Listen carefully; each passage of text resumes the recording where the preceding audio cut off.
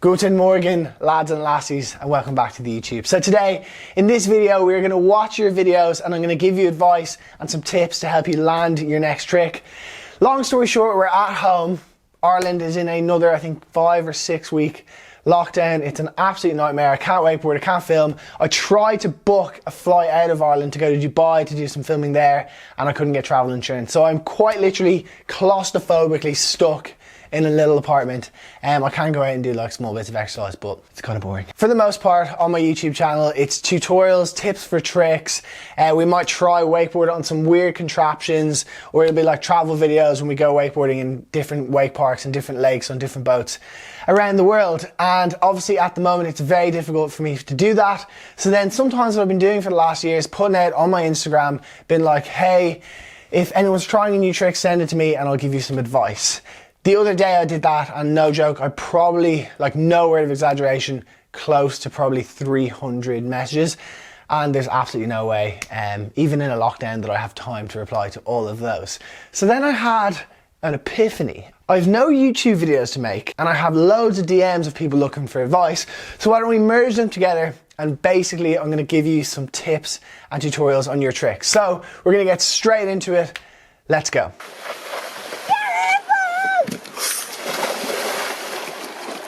So our first trick sent in was actually by a female, and believe it or not, this is a 93% male dominated channel. So we're getting straight into it, and I disclaim, I didn't save the names when I saved these, so I don't know your name, I'm very sorry, but it is a 360 on a box. Now it's really good attempt, and actually you're not a million miles away, although the crash does look pretty sore. I hope you're okay there. So there's a couple of things going on. The first one you'll notice, as she comes up onto the box, all is good. She gets on the box before she initiates a spin. That is a good step.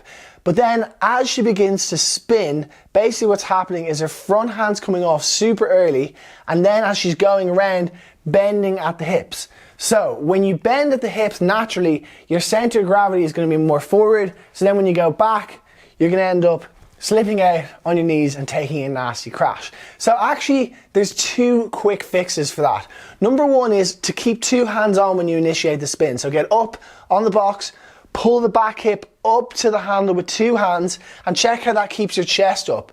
And then basically try and keep your chest up, handle close as you go for the handle pass. And if you can keep, there's actually an expression, and it is ironic that you're a girl, there's an old expression, tits over toes, and that will actually help you massively. If you can keep your tits above your toes, I'm sorry if that's a bit profanic, you will actually stay on top of your board, you shouldn't slip out. So that is effectively my tips for that. Hopefully it helps, and do keep me updated when you land it.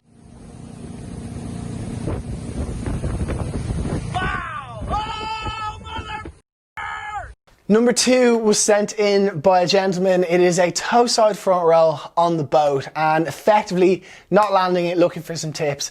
Now this is probably one of the most common crashes in wakeboarding, and there is a good way to fix it. So if you look, what's happening is you're under rotating, landing on your ass and slipping out. So I'm going to give you 3 tips. Number 1 is when you're cutting out and you're setting up for the trick, I'm gonna suggest spotting something on the far shore. It can be a house, it can be a tree, it can be whatever you like, something on the far shore.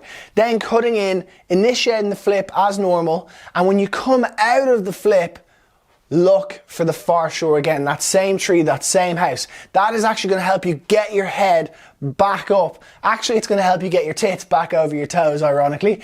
But basically just try and look for that same spot on the shore. So that's tip number 1.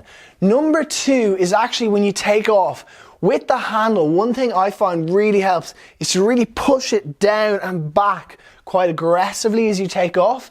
Now, a lot of people will dive across. Make sure to go up at the same time of this, but really push down with the 2 hands and really in to the back hip.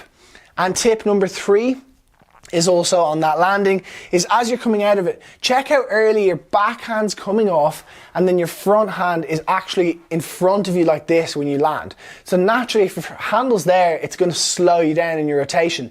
So if you can keep it in tight, 2 hands a little bit longer, and then as you come out of it, push that handle down to your back pocket, that's going to help. So in summary, spot something on the shore. When you take off, just give it a bit more with two hands. Try and stay nice and tight, because if you're tight in a ball, you'll flip faster. If you're open, you'll flip slower.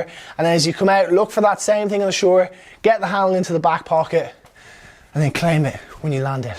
Next up, we actually have a friend of mine from Singapore. His name is Andre, and he is trying a hillside 540 and looking for a few tips.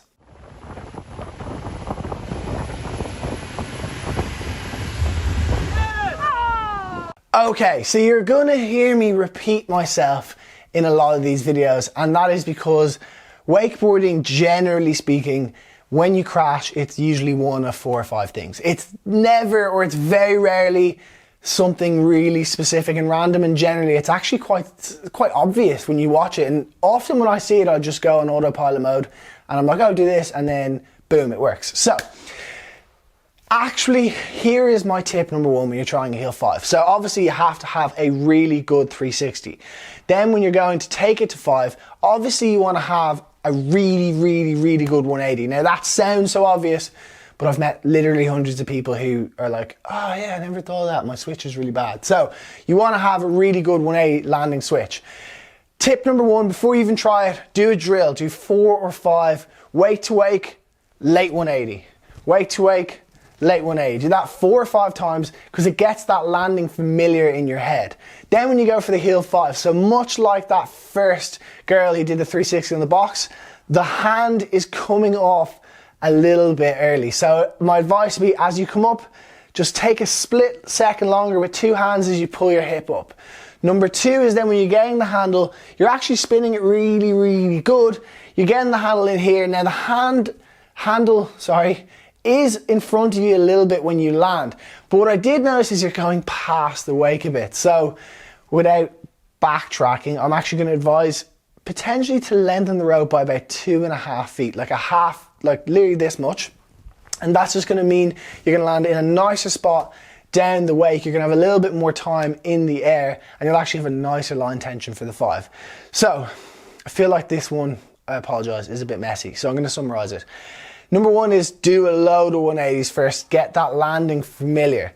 Number 2 is to go a little bit longer on the rope. Number 3, 2 hands on the handle a little bit longer when you take off. And actually number 4 is going to go back to that shore thing. So when you're landing, really look up to that shore, put that handle into that back pocket, and it's really just going to help you get in that direction and land and get over your toes. Bit messy that one, but hopefully it makes sense. It is a little bit more of a technical trick.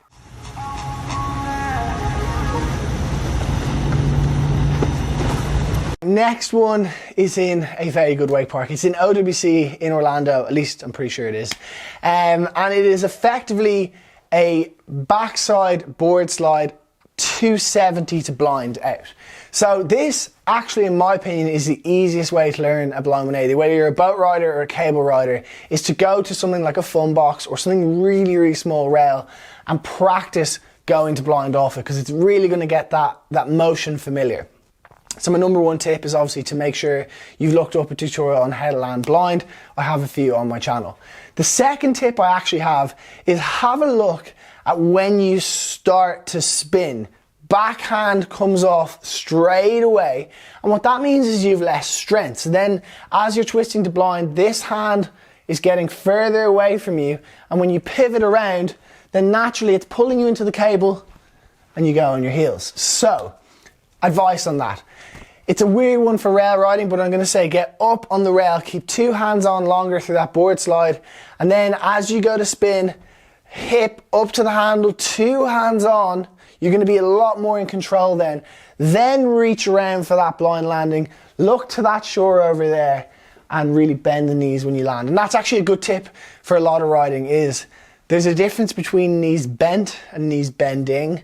So obviously if your knees are bent but rigid, there's no difference to them being straight or bent. So they really have to absorb it. And I always advise people to over exaggerate when they're bending the knees. Really get down nice and low. Hopefully that helps you.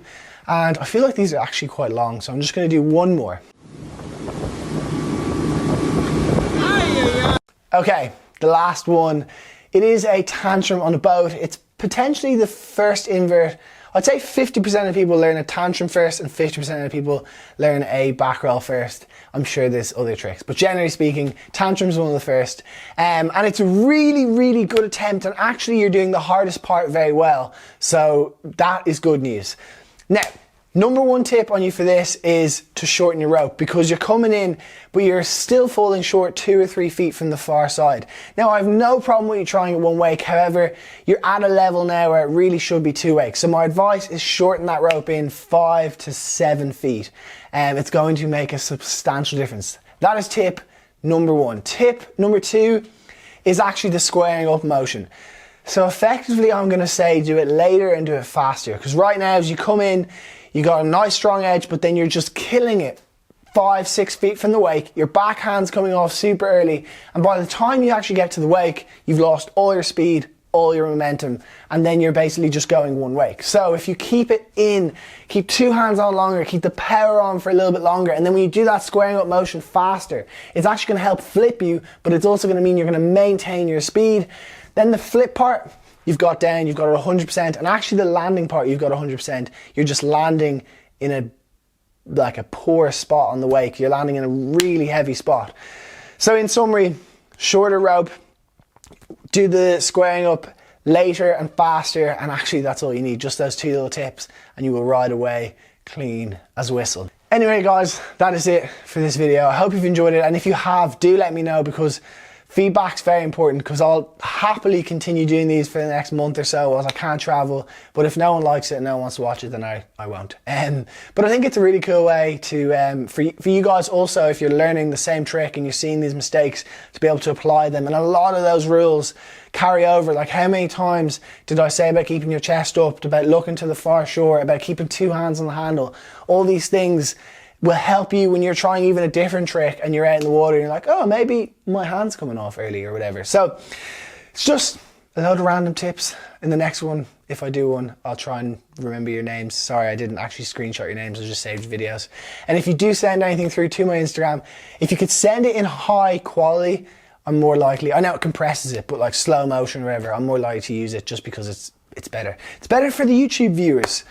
Anyway guys, thank you so much for watching. I hope you've enjoyed the video, and we'll see you in the next one.